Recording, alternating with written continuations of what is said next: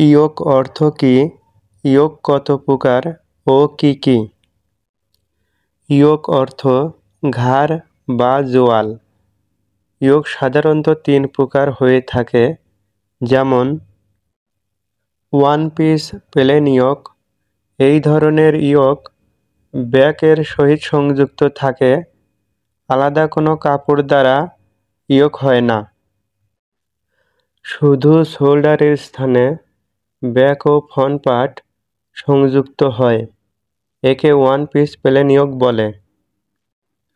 Two piece single ইয়ক, এটা শুধু একটা সিঙ্গেল ইয়ক, ব্যাকের কাপড় ইয়কের কাপড় আলাদা থাকে এবং ইয়কটা শুধু উপরের সাইডে থাকে।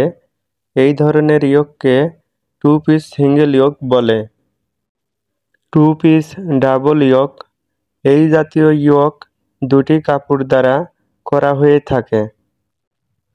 একটি কাপড় উপরের সাইডে, অন্যটি ভিতরের সাইডে থাকে এবং এটা দুইটি কাপড়ের মাঝখানে থেকে ব্যাকের কাপড় সংযুক্ত থাকে, একে টু পিস ডাবল ইয়ক বলে।